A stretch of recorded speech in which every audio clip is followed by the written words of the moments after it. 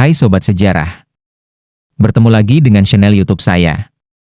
Pada kesempatan kali ini saya akan membahas sebuah mitos atau legenda tentang Sangkuriang. Yang menjadi hits cerita ini sebagai suatu dongeng atau mitos dan legenda. Langsung saja kita tonton dan dengarkan bersama-sama. Dahulu kala, ada sepasang dewa dan dewi hayangan yang dihukum menjadi hewan dan menjalani masa hukumannya di bumi. Sang dewa menjelma menjadi anjing yang bernama Tumang, dan sang dewi menjadi babi hutan bernama Wayung Hiang. Keduanya tinggal di dalam hutan. Suatu ketika, Wayung Hiang yang merasa kepanasan melihat ada air yang tertampung di pohon keladi dan langsung meminumnya. Ternyata, air tersebut adalah air seni Raja Sungging Perbangkara yang sakti. Setelah meminum air tersebut, babi hutan Wayung Hiang pun mengandung dan melahirkan seorang anak perempuan. Raja Sungging Perbangkara yang mengetahui hal ini membawa bayi tersebut dan membesarkannya di istana.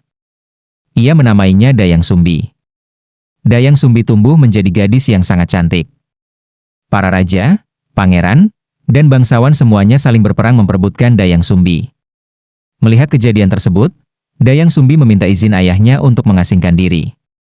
Demi kedamaian, Raja Sungging Perbangkara mengizinkan putrinya tinggal seorang diri di hutan, ditemani anjing bernama Tumang. Selama di pengasingan, Dayang Sumbi mengisi hari-harinya dengan menenun. Suatu hari saat sedang asyik menenun, peralatannya ada yang terjatuh. Karena malas mengambil, ia berjanji kepada dirinya sendiri bahwa siapapun yang mengambilkan peralatan itu akan ia nikahi jika seorang pria, dan akan dijadikan saudara jika seorang wanita. Tidak lama kemudian, Tumang menghampirinya membawakan peralatan tersebut. Karena harus menepati janji, Dayang Sumbi pun menikahi Tumang. Dari pernikahannya, ia melahirkan seorang anak laki-laki yang dinamai Sangkuriang. Sama seperti kakeknya, sang raja, Sangkuriang juga gemar berburu di hutan. Setiap kali berburu, ia selalu ditemani oleh Tumang.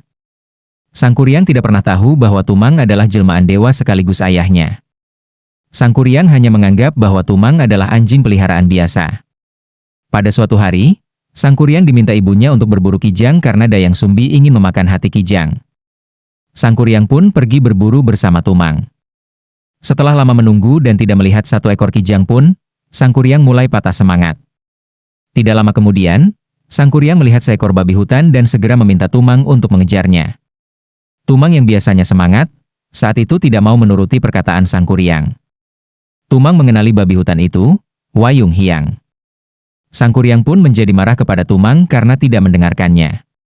Sangkuriang lalu membunuh Tumang, mengambil hatinya, dan membawanya kepada Dayang Sumbi untuk dimasak dan dimakan.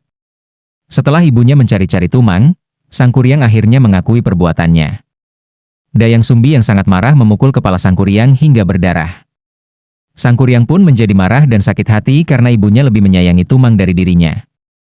Ia lalu kabur dan mengembara sendiri.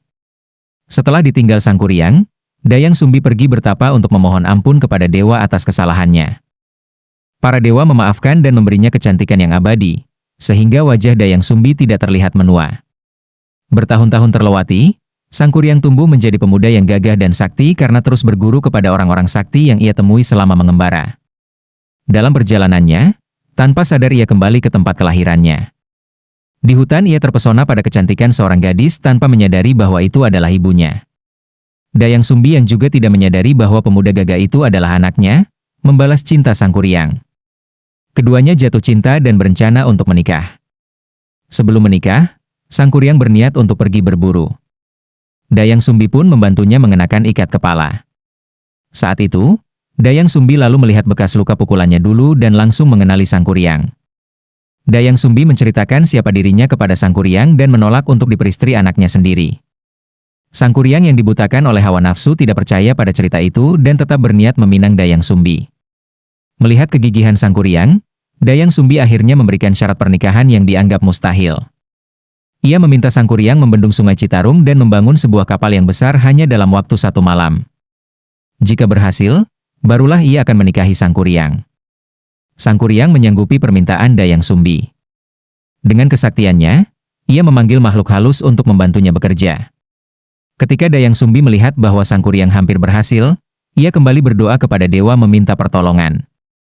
Dayang Sumbi lalu menebarkan kain putih dan memaksa ayam jantan berkokok. Makhluk halus yang mengira hari sudah pagi meninggalkan pekerjaan mereka. Merasa sudah dicurangi membuat Sang Kuryang marah besar. Sang Kuryang menendang kapal besar yang sudah dibuatnya sehingga jatuh tertelungkup. Kapal besar ini kemudian menjelma menjadi sebuah gunung, Gunung Tangkuban Perahu yang berarti perahu yang tertelungkup. Karena takut akan kemarahan Sang Kuryang, Dayang Sumbi terus berlari dan akhirnya menghilang di Gunung Putri. Sang Kuryang yang tidak berhasil menemukan Dayang Sumbi akhirnya menghilang ke alam gaib. Demikian cerita rakyat atau dongeng atau mitos tentang Sang Kuryang. Semoga terhibur dan mengasihkan mendengarkannya. Dukung terus channel YouTube ini dengan cara like, subscribe, share, dan komen. Terima kasih dan sampai jumpa di cerita lainnya.